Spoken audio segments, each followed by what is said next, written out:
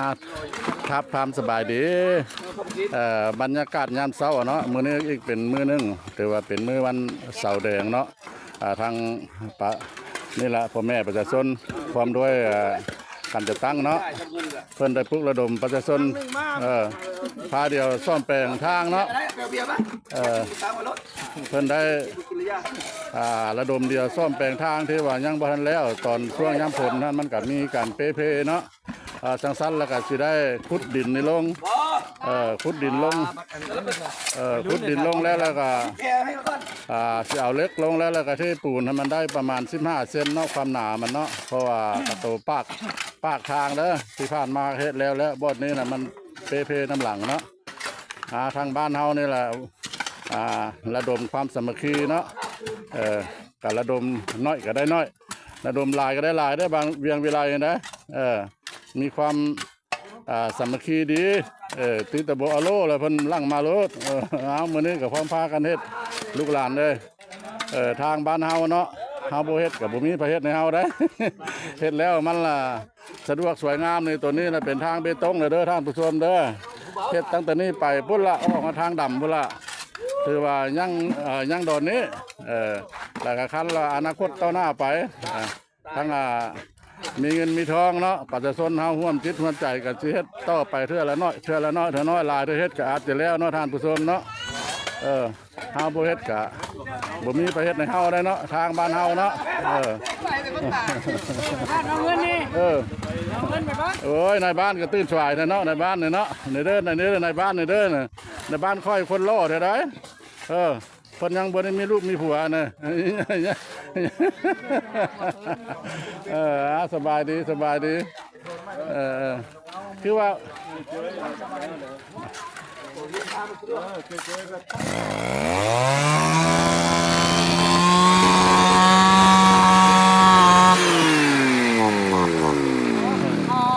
สตาร์ทแล้วเขาเล่นเขาจะพูดจะเล่นจะชอบ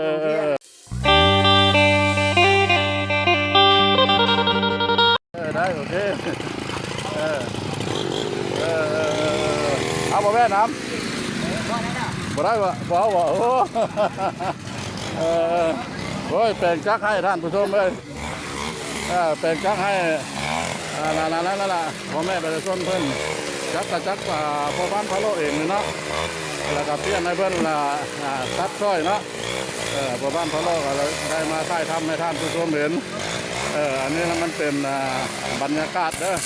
งานเช้าของวันเสาร์เด้อสบายดีสาวการโอ้ยตื่นสายเลยเนาะสาวการเนี่ยเนาะอันนี้หัวหน้าสนุ่มเนี่ยได้หัวหน้าสนุ่มโดยกวาดรถโอ้หัวหน้ามาชวนออกเลยสามัคคีกันลูกหลานเลยพร้อมพากันเฮ็ดคนละไม้ละมือบ่พอเท่าไหร่ก็แล้วเนาะมึงเทื่อกับคาดเศร้าเนี่ยเนาะเฮ็ดแล้วมาอย่างเรียบร้อยแล้วก็ผสมปูนแล้วเบิ่งน้ำกันนั่นแหละดินบ่ทันได้แห้งก็บ่อยากพาให้เอามาเยียบมันแล้วรถเนาะ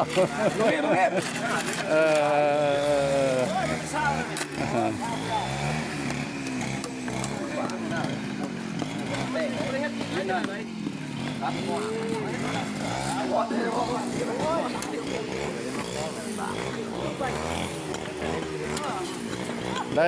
ยังได้แบ่งกันเฮ็ดได้ในท่านผู้ชมได้เฉพาะคุ้มเดียวเด้อนี่คุ้ม2เด้อคุ้ม2บ้านเวียงวิไลเมืองท่าแขกแข่งขมวนได้ซ่อมแปลงนะซ่อมแปลงเส้นทางเบตงที่ว่าบ่ทันได้แล้วแล้วก็ขึ้นก็แล้วเพิ่นได้แบ่งเดียวไปทางยุห้องการพุ่นน่ะทางยุห้องการก็สิได้เทพื้นออกไปได้เทพื้นออกไปกับประมาณเม็ดอยู่ประมาณ10 ซอบอันนี้ก็สิจะราว10 ซอบรวมแล้วก็เป็น20เป็น20 ซอบท่านผู้ชมเลยมาเบิ่งน้ำกันเด้อบ้านเฮาเมืองเฮาเนาะค่อยเฮ็ดไปเทื่อละ9เทื่อละเล็กเทื่อละน้อย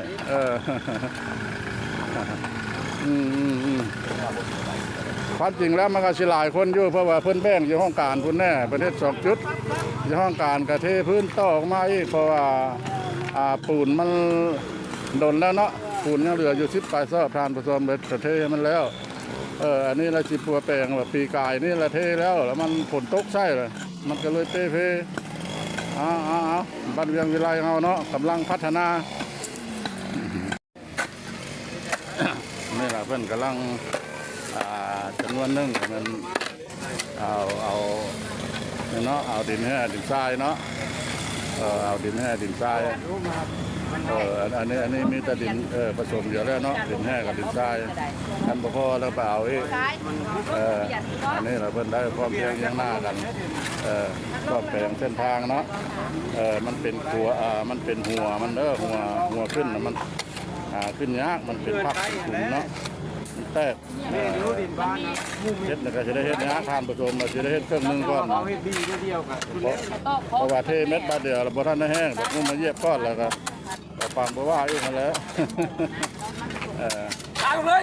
ด้วยตายเลย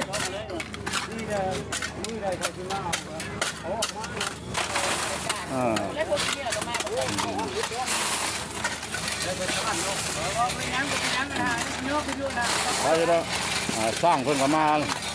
คันบุญมีสร้างเนี่ยว่าย่านมันบ่แน่นอนอันนี้สร้างเฮ็ดแล้วเด้อเนี่ยอันนี้แหละมันสร้างเด้อเพิ่นกำลังแปลงตัวแปลงพื้นอยู่เนี่ยทุกข์เป็นยังนี่เดี๋ยวเปลี่ยนตัวนี้เป็นยังนี่เบิ่งได้อันเห็นบ่เบิ่งได้สร้างก็ได้มามัวจะนั่งยองๆออกกองเด้อโยมันยังมากล้วยมันไปมาเฮียอยู่นี่ใช่กันแน่เนาะมากล้วยเงาซ้ำ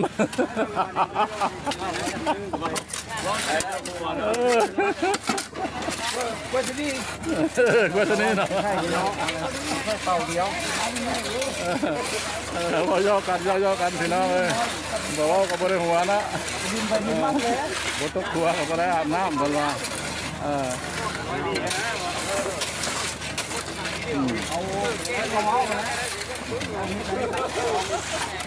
ไว้เพื่อนทำงานหรอกออกมาเอาเขามาเก็บเงินผ่านมือใดเขาที่มาเอาแถวนี้มันก็ของบอกขายแล้วแต่เฮาโตลงเดียวนะอันใดมันก็บ่ราคาแท้หน่อยเงินไปเงินมั้ยอันนี้ก็ร้อยแก้มร่างมิดเบิ้ลเงินใจเอาปากอุ้มรู้จักได้ตัวนี้นั่นล่ะในบ้านกำลังผสมปูนการผสม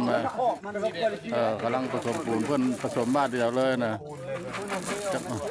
จักซอกผู้ปูนเมื่อกี้เนี่ย10 บาท10 ซอกก็หลายเต้ก็ทำผสมไว้บอนเฮ็ดนี่แหละเพราะว่าบอนเฮ็ดก็บ่กว้างปานใดแต่ว่ามันเลิกเพราะว่าเฮ็ดให้มันหนาใช่บ่หลายให้มันได้10 ปลายเส้นเนาะเพื่อลดน้ำเพื่อลดน้ำนักคนจะซื้อแห่ซื้อทรายทั้งสามเต้นขึ้นเลยเพื่อน้ำมันล้นมาถึงเขาเปิดมันน่าหักล้าง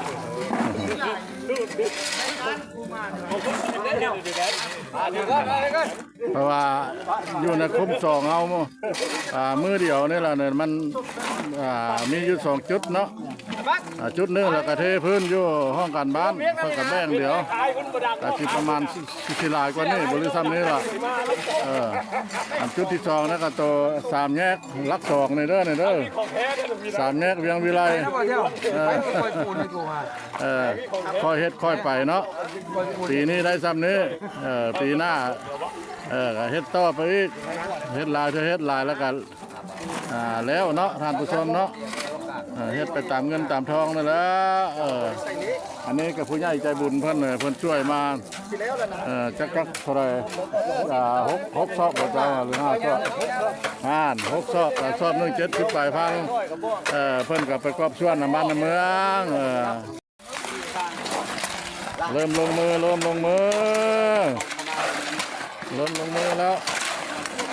เพิ่นก็ง่ายอยู่แล้วเนาะ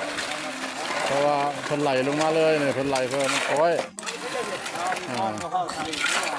ลักษณะว่าเฮ็ดหัวนะ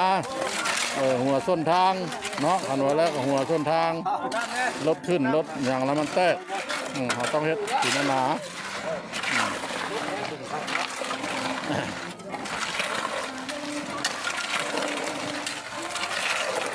ลงนี่ก็ชิบดอาหาร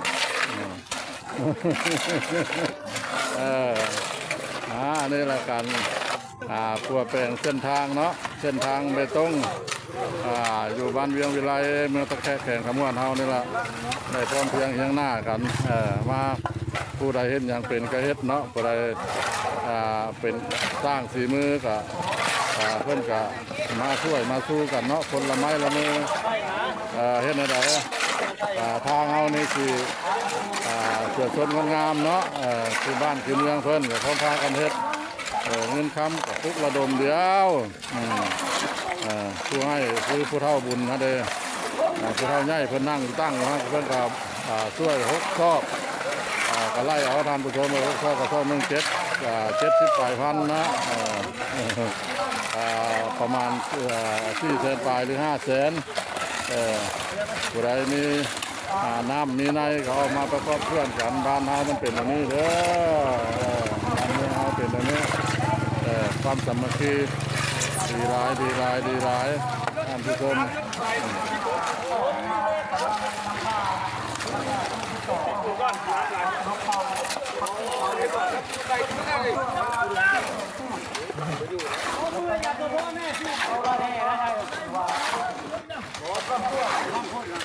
ทา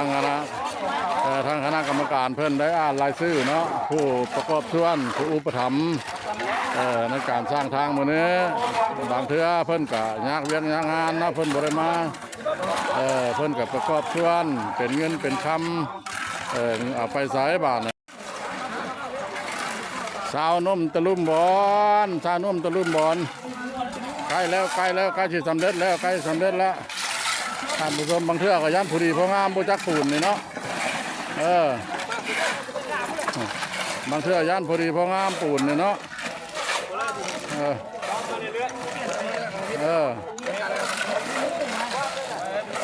การปัวแปลงเส้นทางเบตงคอนกรีตนี่นะอยู่บ้านเวียงวิไลนี่ก็คือเริ่มต้นตั้งแต่พุธละแต่7 โมงเช้าท่านผู้ชมเลยเดี๋ยวนี้ก็อยู่ราวๆ10 โมงยังก็ถือว่าสำเร็จเนาะก็ถือว่าสำเร็จเสร็จสิ้นกับผู้ดีกับปู